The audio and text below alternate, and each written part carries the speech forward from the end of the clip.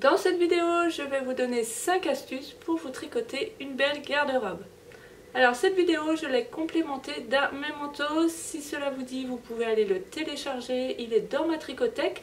C'est gratuit, le lien est dans la description et vous ferez ainsi partie de ma communauté. Dans ce memento, je reprends les 5 astuces que je vous partage dans cette vidéo et j'ai ajouté quelques liens vers des vidéos pour aller un petit peu plus loin. La première astuce, ce serait l'art de la patience. Effectivement, se tricoter une garde-robe risque de prendre des années. Donc partez avec cet objectif de vous tricoter votre garde-robe, mais ne vous mettez jamais la pression, cela ne doit pas devenir une contrainte. Le tricot, pour moi, ça doit toujours être un plaisir. On peut avoir cet objectif à long terme et petit à petit travailler en ce sens. N'oubliez pas qu'avec le tricot, parfois il y aura des erreurs. Peut-être que vous allez tricoter une pièce qui ne vous conviendra pas tout à fait. Mais ce n'est pas très grave parce que sur ce chemin, vous saurez de mieux en mieux ce qui vous convient vraiment. La deuxième astuce, c'est de sélectionner le bon fil. Donc là, c'est très important parce que vous allez tricoter des pièces qui vont durer des années. Donc pour cela, c'est très important de sélectionner des fils de très bonne qualité. Pour moi, la douceur, c'est une qualité de la laine, mais ce que je vais prioriser pour mes vêtements, c'est vraiment un fil qui ne bouloche pas, qui ne change pas au fil du temps. Donc quand vous trouvez cette perle rare, un fil qui vous convient et que vous savez qu'il durera des années et qu'il restera dans de bonnes conditions, surtout gardez-le en tête, vous allez pouvoir choisir des coloris différents de cette gamme et vous faire plusieurs vêtements avec ce fil. Si vous êtes au début de ce processus, ce que je vous conseille de faire, c'est de vous tricoter d'abord des accessoires. Comme cela, vous allez pouvoir les porter souvent et voir comment le fil évolue au fil du temps. Vous verrez qu'il y aura de grandes différences entre les différents fils. Certains boulochent très vite, certains ont tendance à se détendre, d'autres à s'aplatir et d'autres fils restent vraiment impeccables durant des années et ce sont ceux-là que l'on va sélectionner. La troisième astuce que je peux vous donner, c'est de faire attention à la forme du vêtement. Selon votre morphologie, vous allez sélectionner des vêtements différents. Pour cela, ce que vous pouvez faire, c'est vous aider des vêtements que vous avez déjà dans votre garde-robe et voir un petit peu ce qui vous met le plus en valeur. Par exemple, les femmes qui ont une forte poitrine, généralement la coupe en yoke ne leur va pas très bien parce que ça va être un col trop ras du cou qui va encore amplifier l'impression d'une forte poitrine. Donc voyez, selon votre garde-robe, on peut avoir des surprises. Les règles que je donne ici ne sont pas immuables. Généralement, les femmes avec une forte poitrine seront mieux avec un col V profond par exemple, mais peut-être que vous verrez dans votre garde-robe que c'est plutôt telle coupe qui vous convient. Donc ensuite, il faudra sélectionner des modèles qui correspondent à la coupe qui vous va le mieux.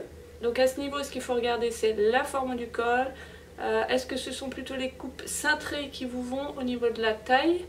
Est-ce que vous avez besoin d'une certaine longueur pour être à l'aise?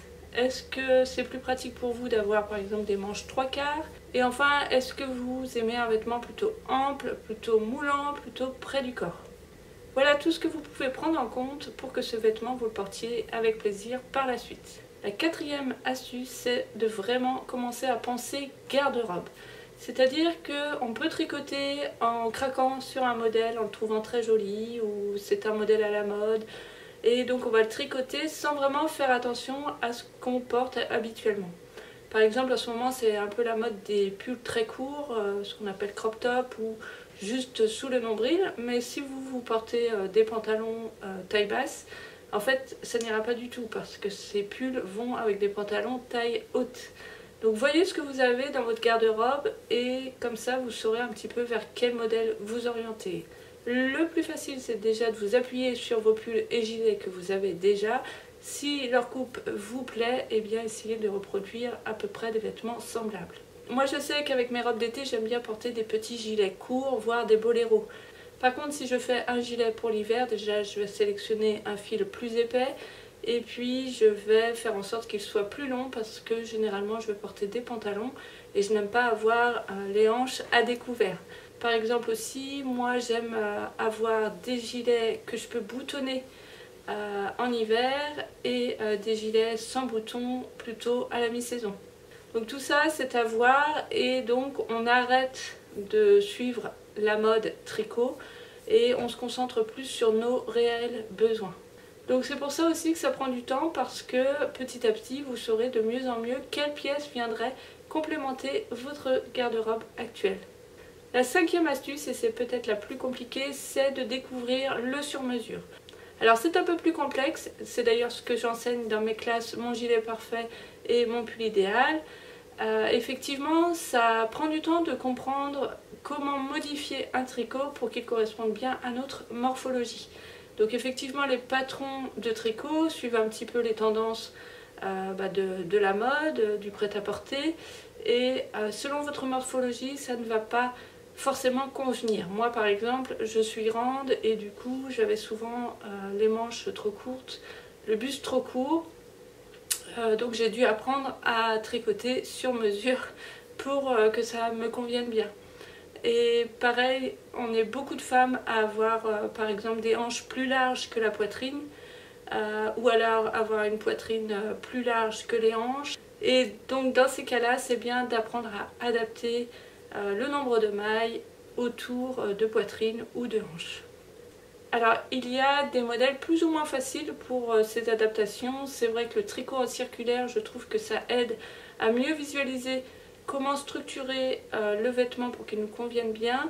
Il y a aussi par exemple tout ce qui est tricoté de haut en bas, c'est un petit peu plus facile au niveau des longueurs puisqu'on pourra choisir à la fin où nous arrêter tout simplement en essayant le vêtement. C'est donc ces méthodes moi que je choisis d'enseigner dans mes classes. Donc là aussi je dirais que ça prend du temps, il faut de la patience. C'est aussi en tricotant qu'on va voir aussi ce qui nous convient ou pas.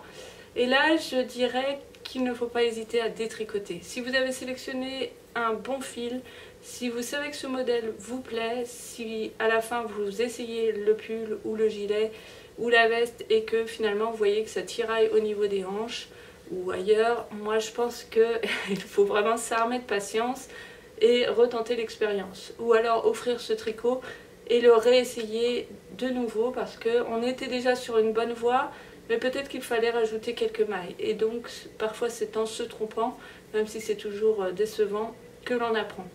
Donc c'est vrai que c'est ce qui demande un petit peu le plus de temps, de patience, mais finalement on finit par comprendre la logique qui est derrière tout ça, à adapter les tricots à sa morphologie et ensuite ça donne encore plus envie de tricoter. Voilà, si vous aviez déjà envie de vous tricoter une garde-robe, j'espère que cela vous aura donné quelques pistes et j'espère que ça aura peut-être donné envie à d'autres personnes de se tricoter petit à petit leur garde-robe. Je vous dis à bientôt et je vous souhaite un bon tricot.